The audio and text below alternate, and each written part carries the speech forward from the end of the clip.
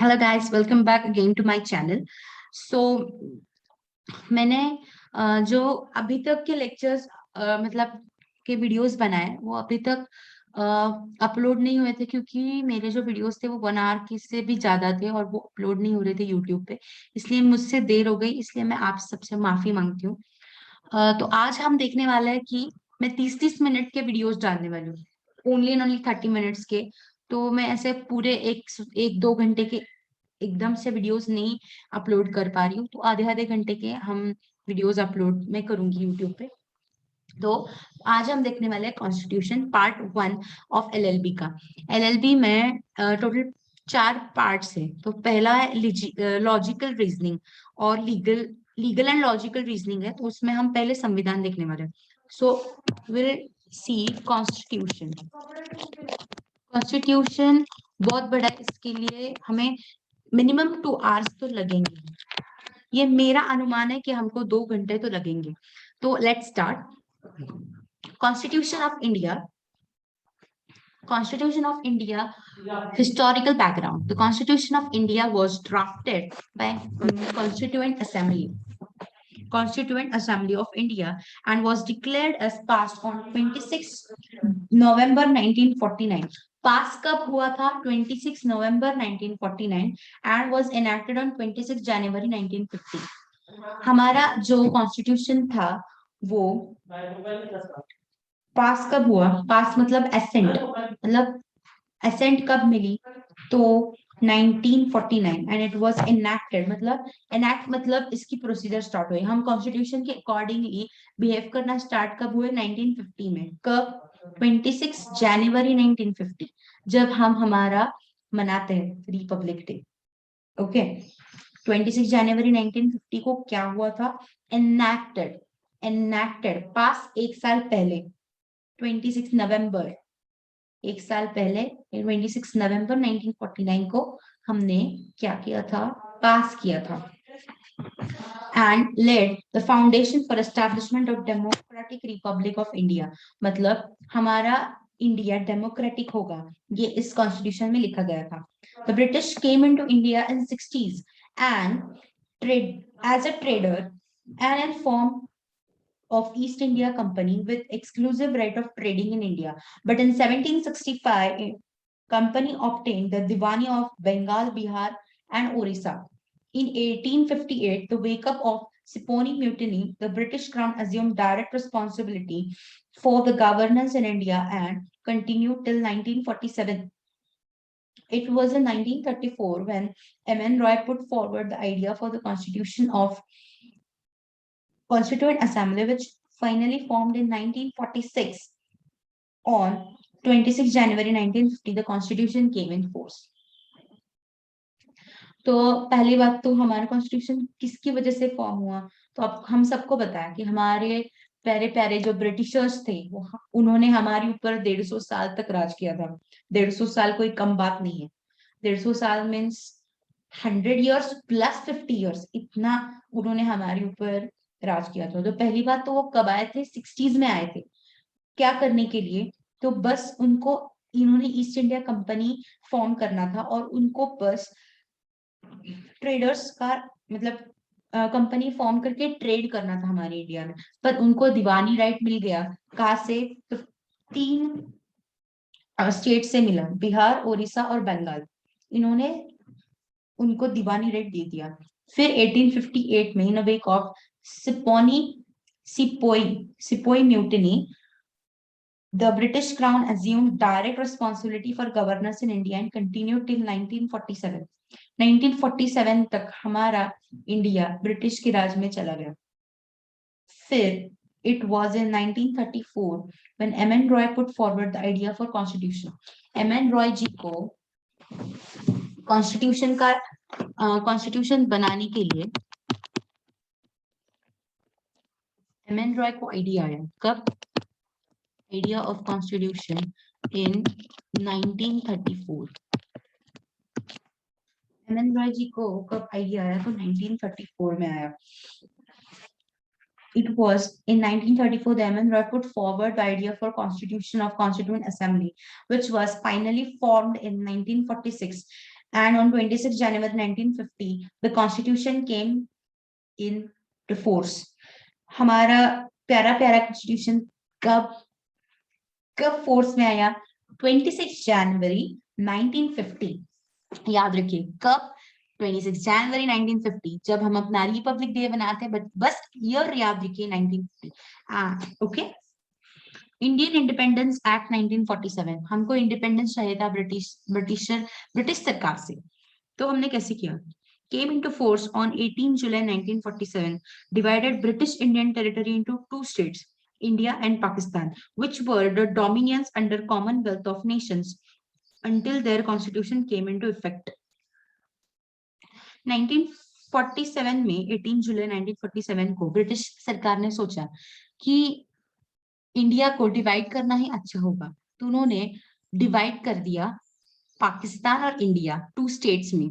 उसको पहले स्टेट्स क्यों बोलते थे? क्योंकि वो ब्रिटिश के डोमिनियन के नीचे था।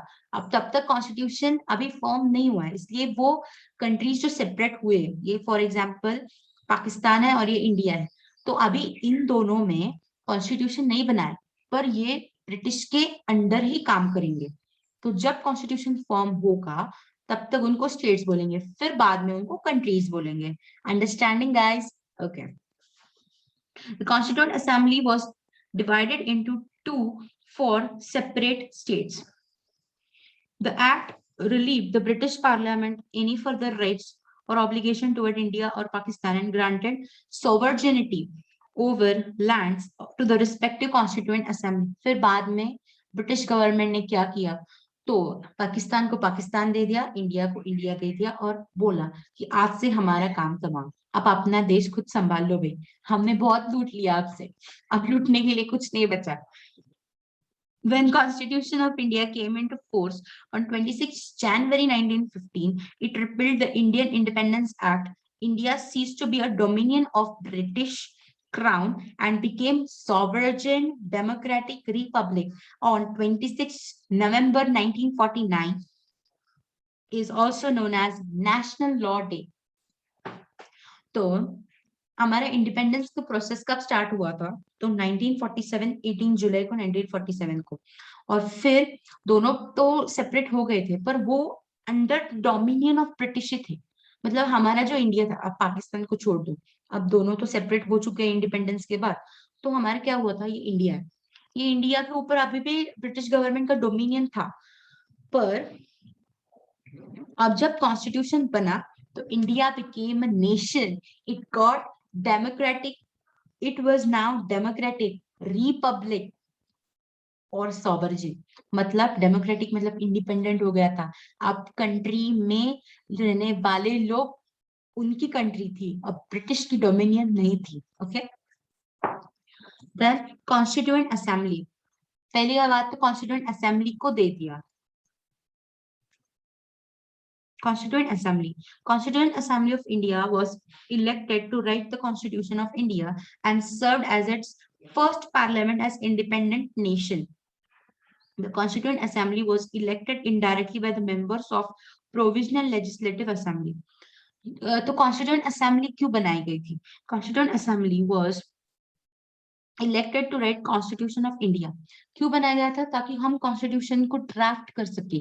कॉन्स्टिट्यूएंट असेंबली क्यों बनाई गई थी? कॉन्स्टिट्यूशन असेंबली was formed,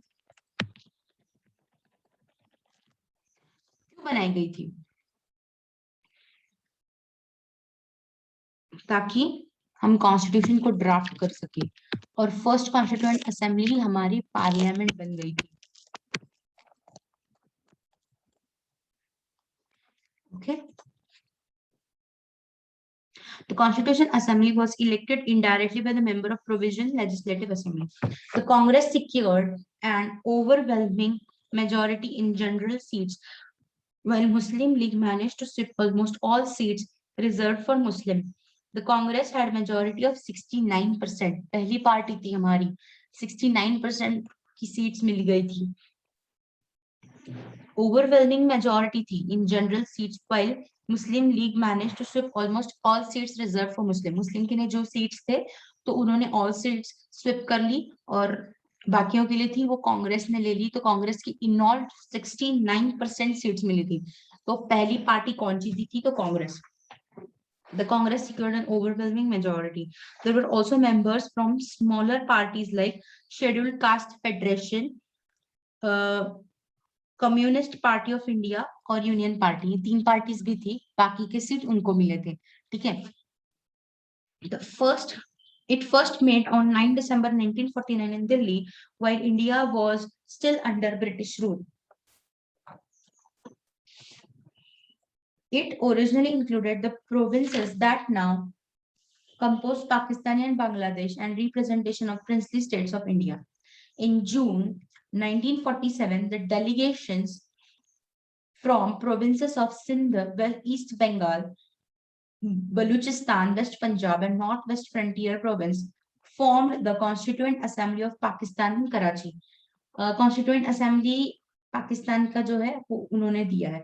इस पर एमसीक्यूज नहीं आ सकते क्योंकि यहाँ पर हमारे यहाँ तो इंडिया के पूछेंगे एमसीक्यूज में, पर फिर भी पूछा तो इन जून 1947 the delegation from the province of Sindh, East Bengal, Baluchistan, West Punjab, and Northwest Frontier Province formed the Constituent Assembly of Pakistan in Karachi.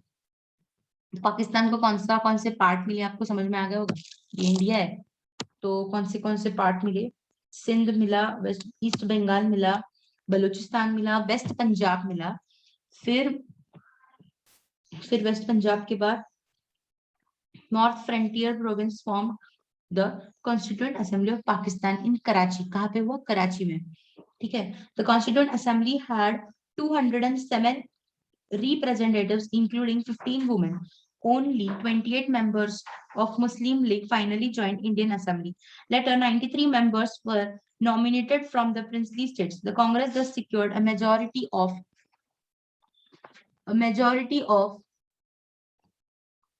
82%. Constituent Assembly had 207 representatives. तो कॉन्स्टिट्यूएंट असेंबली में कितने थे? तो 207 रिप्रेजेंटेटिव, इंक्लूडिंग 15 महिलाएं थी, 28 member of Muslim League थे, finally joined the Indian Assembly. कितने Indian Assembly में कितने मुस्लिम्स थे? तो 28 Muslims. Later 93 members were nominated from princely state. The Congress thus secured majority of 82%. बाद में 82% मेजोरिटी मिली, पहले मिली थी 63 और फिर बाद में हुई 82, तब और ज्यादा रिप्रेजेंटेटिव्स ऐड हो गए और कांग्रेस पार्टी जीत गई थी। The interim government of India was formed on 2nd September 1949 from the newly elected Constituent Assembly. The interim government of India was formed on 2nd September 1946 from the newly elected Constituent Assembly. Interim government तब से form होना शुरू हो गई। ये इस पर question आ सकता है।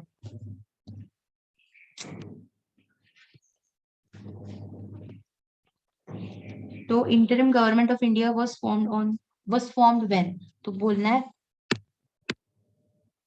2nd September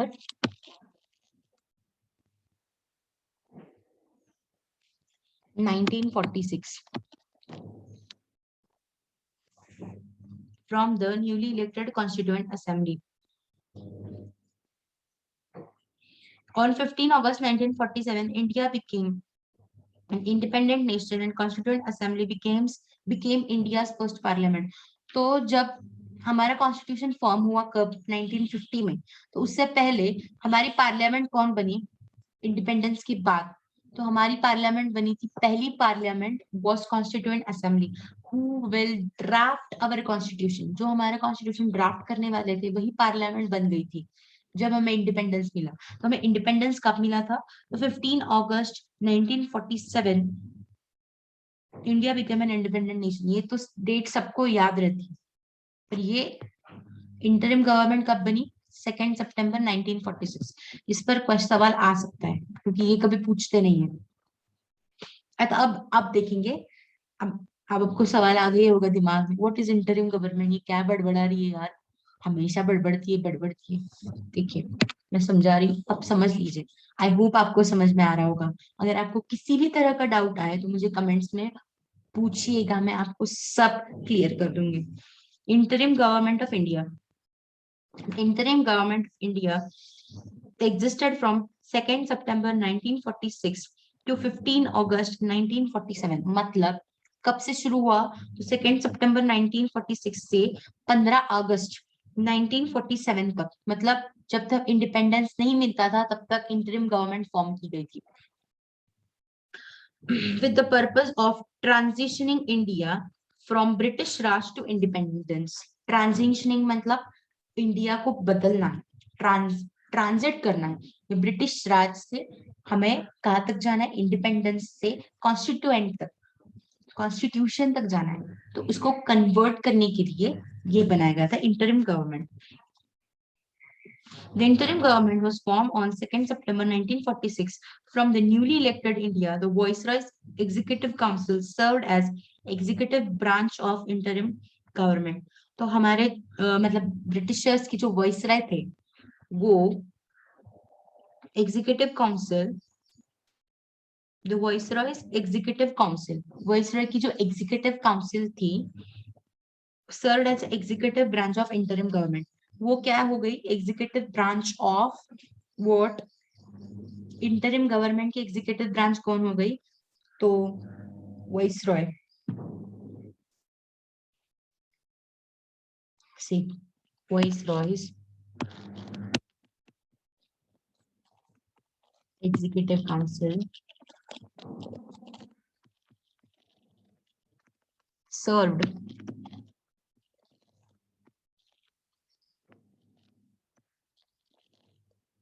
as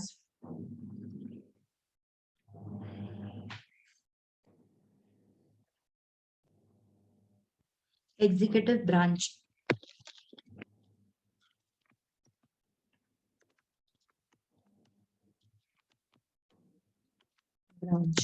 of interim government.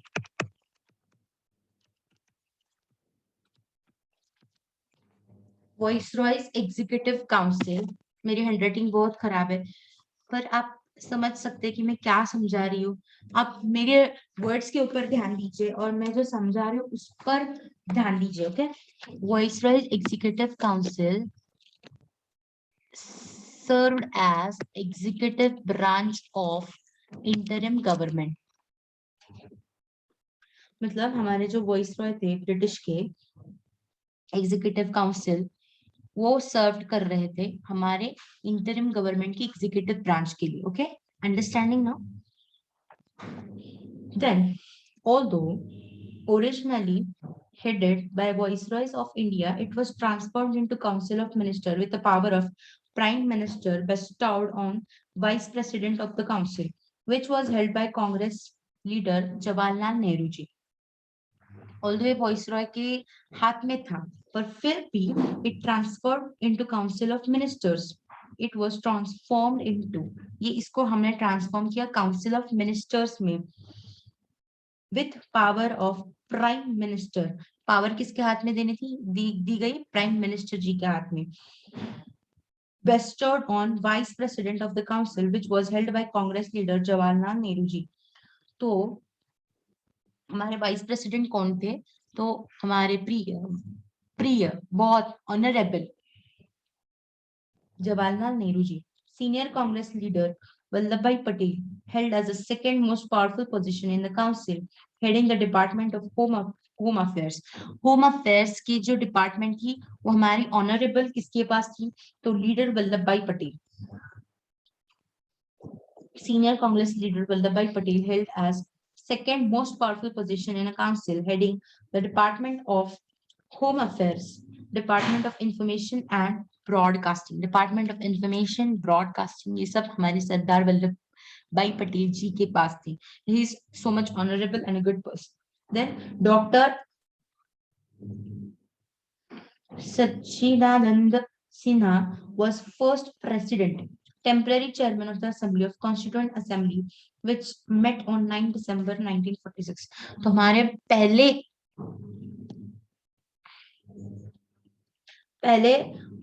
First president कौन थे? Temporary chairman of assembly, assembly थी हमारी, उसके टेम्पररी जो चेयरपर्सन थे वो हमारे प्रेसिडेंट बन गए। तो who was he?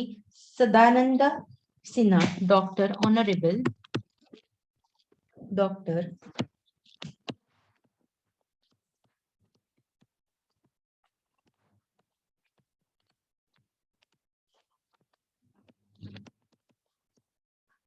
Sinha.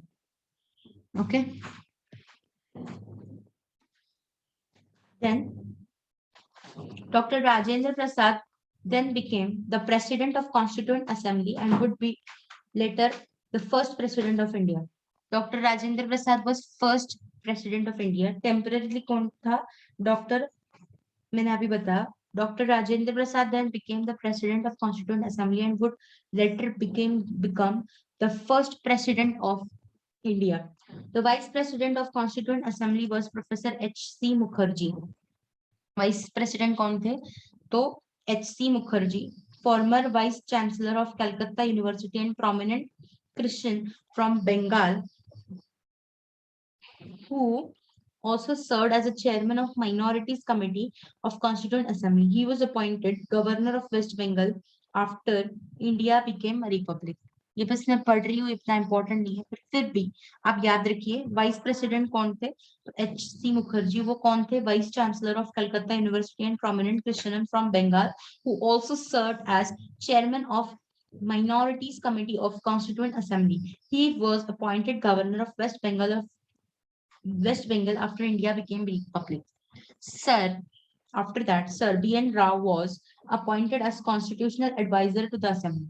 Who was appointed as advisor? Sir B.N. Rao. B.N. Rao. Okay. Who was appointed? So Sir B.N. Rao was appointed as constitutional advisor of the Assembly. Advisor कौन थे? B.N. Rao. मुझे पता है आपको bore हो रहा होगा क्योंकि कॉन्स्टिट्यूशन मतलब संविधान की हम हिस्ट्री पढ़ रहे हैं, पर फिर भी हमको पढ़ना ही पड़ेगा क्योंकि इस पर एमसीक्यूज आ सकते हैं. The Assembly approved the Constitution on 26 November 1949, making it official. On 26 January 1950, the Constitution took effect, a day now commemorated as Republic Day nationwide. ये हम सबको बताइए. मैंने ये अभी आपको बताया 1949 और 1950. Okay. At this point, the Constituent Assembly became the Provisional Parliament of India until first election under the new Constitution took place in 1952. तो इलेक्शन कब बने? तो 1952 ईयर में हमारी इलेक्शन हुए. पहले हमारे फर्स्ट इलेक्शन कब हुए? 1952. तो कॉन्स्टिट्यूएंट असेंबली पहले हमारी पार्लियामेंट थी, बाद में इलेक्शंस हुए और बाद में 1952 में सब कुछ होगा.